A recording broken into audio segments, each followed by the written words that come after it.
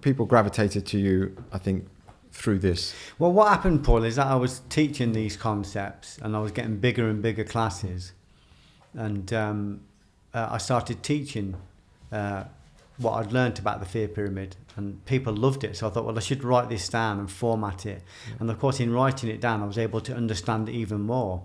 Mm-hmm. If you look at the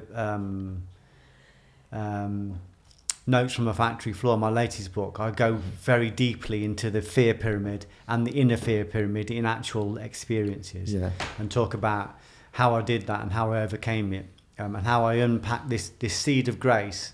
In Judaism, they would call it Chokmah, which is wisdom. So we're graced a seed of wisdom, and then we have to put it into Bina, which is like developmental, and then it eventually becomes a certainty, which is the art, which means this wisdom unpacked and articulated becomes a certainty at some point.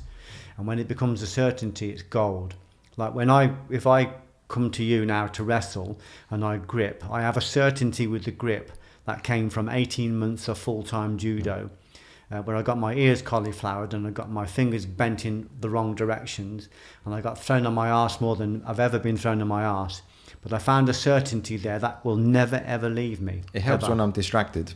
I always distract you. But you're a good grappler, so I distract you before I always I always wait till you got your hand in your pocket or something. There was telling the story about when we grappled in a cafe.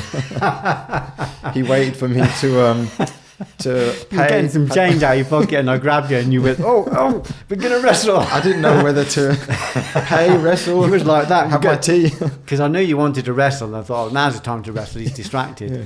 No, we had a little bit of a wrestle round in the middle of the shop. Ludwig was looking at us like that. The old Inspector Clouseau, Kato. Oh, it was so funny. I grew up with my son Lewis. He's a great grappler. He's very good. Really good core.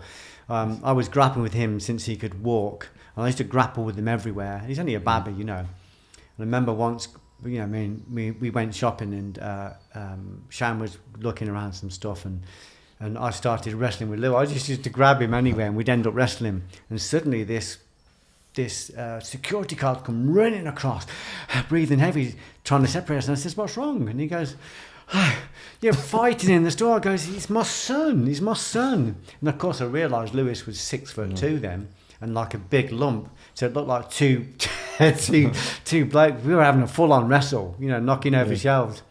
It's funny because Sharon goes, "You two, get in the car." And when people don't understand wrestling and they see it, it looks like an actual fight. Oh, it does, yeah. He was a great wrestler. He used to catch me in the end, though. He used to throw me and then never let me forget it. He was really good. He tripped me up in Edinburgh. Yeah, you had wrestling in Edinburgh when we were there. We were screening in Romans, weren't we? The Pyramid Text, I think. Pyramid Text, yeah, the Pyramid Text. It was the Pyramid Text. Yeah.